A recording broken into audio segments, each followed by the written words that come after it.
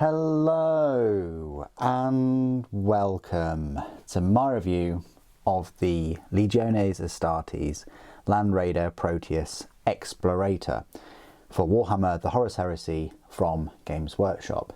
This plastic kit will cost you £52.50, and coincidentally it's the same price as all of the other Warhammer 40,000 Land Raiders, with the exception of the Crusader and the Redeemer, which are a whopping £65, only £2.50 less than the very large Land Raider Spartan, which you get in the Army of Darkness Horus Heresy box game set. Format of this video, I will look at this model up close, I'll look at all the detail, I'll go through some size comparisons, quite an exhaustive list of size comparisons today, then I will go through all of its rules. First thing I want to say is an explanation of the different Land Raiders. So the Land Raider on the box there is a Land Raider Proteus. There are actually a couple of options you can make this. You can turn it into a Land Raider Proteus Explorator right here, or you can go for the Land Raider Proteus Carrier. Now there are some differences, and you may also see that this Land Raider Proteus Explorator is a little bit different than the one on the box as well. So in a way there's kind of like three different ways you can build this. You can go for this Land Raider Proteus with that hull mounted twin-ink las cannon, heavy flamer or heavy bolters, or you can just forgo that altogether and not have a hull mounted weapon at all, which kind of keeps the cost down. I mean, this thing already costs 30 points more than a Proteus Carrier, but there we go. The main difference though between the Proteus Explorator and the Proteus Carrier is the front assault ramp.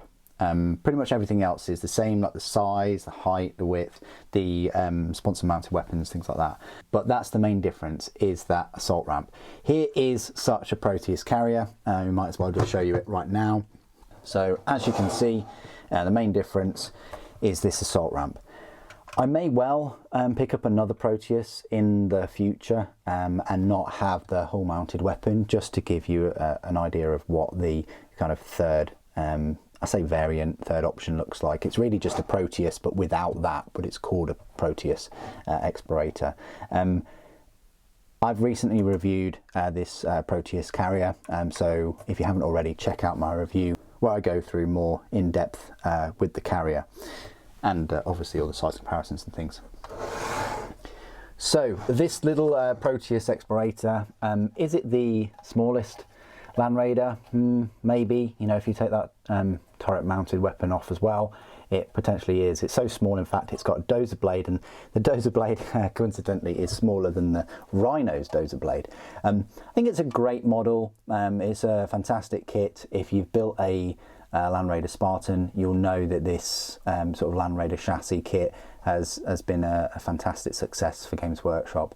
I'm so pleased that they have done this, because not only did we get a plastic Spartan, we also got plastic Land Raiders for Horus Heresy in this form factor.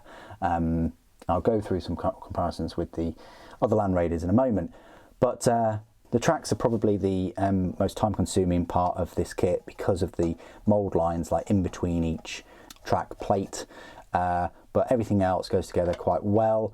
There's nice tolerances in this kit. There's not many gaps. It would have been nice for Forge World to have some Legion specific doors, of course.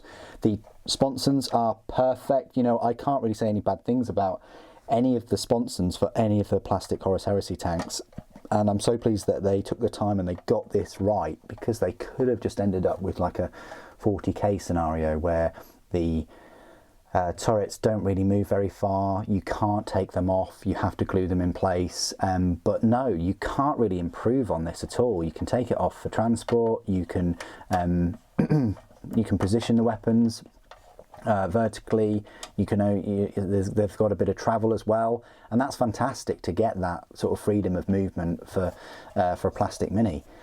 Without the use of any magnets and things. I think these kits are great just out of the box to build, and you're good to go for options. You could obviously magnetize the hull mounted las cannons with the heavy flamers or the heavy bolters, so there is that option. You get the vehicle accessory sprue with the different pintle mounted weapons and things. For this one I've just gone for the missiles there, but for the Explorator without a hull mounted weapon, I'd probably go for something a bit beefier on the top, maybe a heavy bolter or something, but there you go. I think the front is fine without that assault ramp, and I actually would say it works better than the one with the assault ramp, because of that narrow area there. The assault ramp looks very, very small, single file assault ramp in the normal Land Raider carrier, and I think this looks better for it. But it certainly lends itself to the old sort of 1990 Land Raiders, because they didn't have a front assault ramp, they just had this dozer blade, and that is the way that this would share the same number of access points and locations as the older model. So, nice kit. Let's go through some size comparisons then. So I've already shown you it next to the carrier. They're exactly the same size. It's just this has a bit of a forward assault ramp. Next to the Spartan, which is the big Land Raider, here it is. It's absolutely huge in comparison. It's a lot longer. It's kind of the same height. It's a little bit taller, only a little bit. This section, you kind of add that section on top, and the turret area is taller. It's got the 4 exhaust stacks instead of the 2. The las cannons, instead of twin linked, we're getting quad las cannons, and the assault ramp is much more bigger, beefier. It's not very high. It's certainly wide. The door is wider, the door is very wide, but it's not very high in there. So yeah, that's where it sort of sizes up to there. So if you were thinking about getting one of these Land Raiders and you already have a Spartan, just be prepared for a bit of a size kind of decrease, but also a points cost decrease as well. It's worth noting that this Land Raider Spartan is only £15 more than the Land Raider Proteus. If we're comparing it to other non-Land Raider vehicles, so here's a Rhino.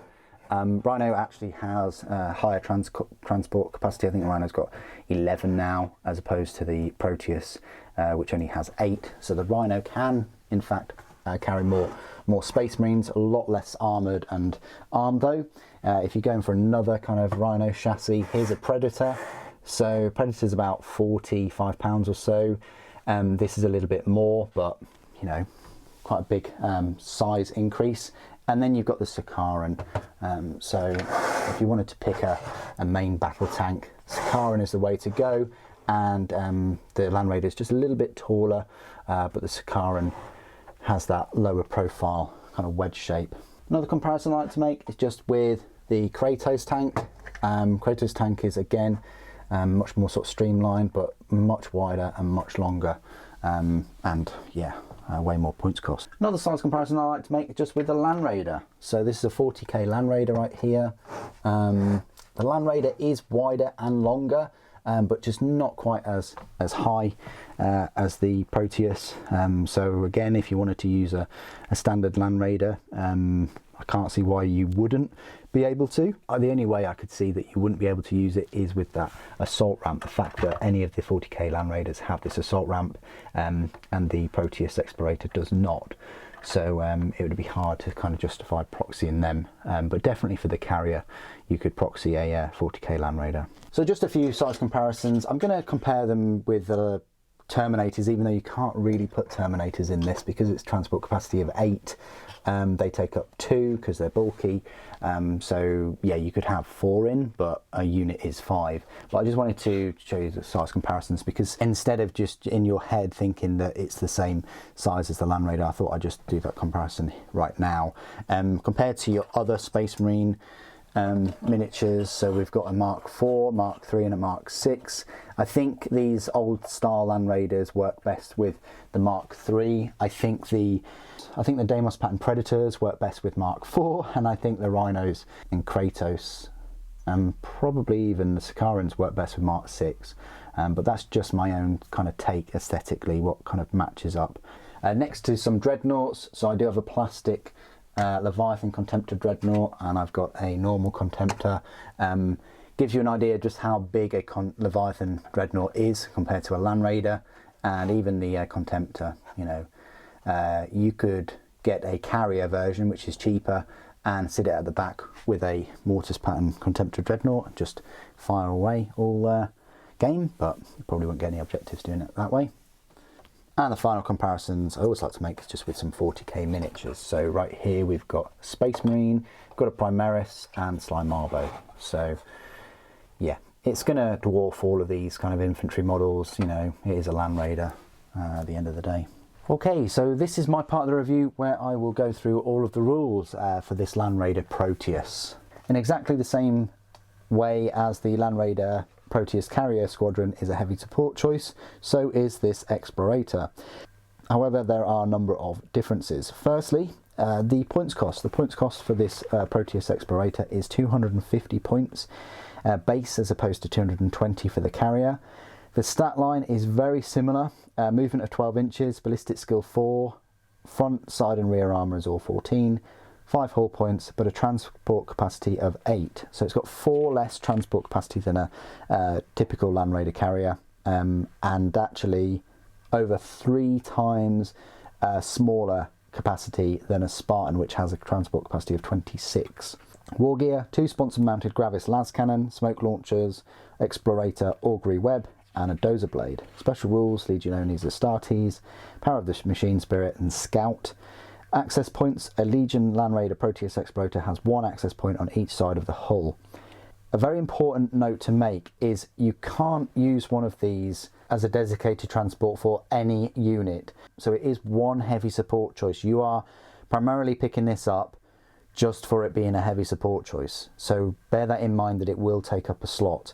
You also can't take more of them in one heavy support choice, so you can only pick up 1 for 1 heavy support choice, other than, which is different compared to the Proteus carrier where you can have 3 for 1 heavy support choice. So bear that in mind if you were thinking of running multiple Land Raiders as heavy support choices. It's going to be better to have a squadron of 3 Proteus carriers. Options may take one of the following: full mounted twin linked heavy bolter at 20 points, hull mounted twin linked heavy flamer at 5 points, and a hull mounted twin linked las cannon at 25. May take one of the following: pintle mounted twin linked heavy bolter at 5, pintle mounted combi weapon at 10, pintle mounted heavy bolter at 10, pintle mounted heavy flamer at 5, multi melter at 20, havoc launcher at 15, and you may take 1 hull mounted hunter killer missile at 5, searchlights at 5, and a Vox disruptor array. Okay, super. What's the point of this kind of more expensive but fewer transport capacity and potentially lighter armed Land Raider? Well, it has this Explorator augury web, and this is the main reason you're going to pick it up. It has 2 modes, disruption mode and a relay mode. Disruption mode means that any reserve rolls made by an enemy player to bring units into play from reserve are modified by -1 while this mode is active. It doesn't stack with any other negative modifier to reserve rolls. However, once the final negative modifier to a reserves roll is determined, it can be reduced by any positive modifiers applied to the roll. So if it was affected by a -1 and a +1, then they would cancel each other out and no modifier would be applied. So your enemy may have a +1 modifier. The second mode is relay mode. Any reserve rolls made by the controlling player to bring units into the play from reserves may be re-rolled while this mode is active. So if you've got a lot of reserves, or you know your enemy has, that's the reason why you'd pick this Land Raider, to disrupt theirs and to make yours appear on the battlefield. Another probably overlooked option, I guess, is it comes with a dozer blade as standard. Very rare to have any Land Raiders with dozer blades, but this Land Raider, you know, has its dozer blade, which means it can re-roll all failed dangerous terrain tests. Yeah, there are times when Land Raiders do get stuck, but this one you can re-roll. Another probably overlooked option for this vehicle is to give it a Vox disruptor array at 25 points. When the model is enemy or friendly, any attempt to perform a deep strike assault, drop pod assault, area denial drop, or subterranean assault is disordered on a roll of a 1, 2, or 3 instead of just a 1. So again, this is a perfect vehicle, and survivability wise as well, to disrupt not only the reserve rolls for your enemy, but if they are wanting to, you know, deep strike a Leviathan Dreadnought in your lines, or any other Dreadnought really, or a drop pod assault. So although costly, it can wreak havoc in your enemy's reserve rolls and deep striking. So it might be useful if you're going up against a force that relies heavily on drop pods and reserves. And giving it another set of twin-link las cannons definitely increases its potency for long range.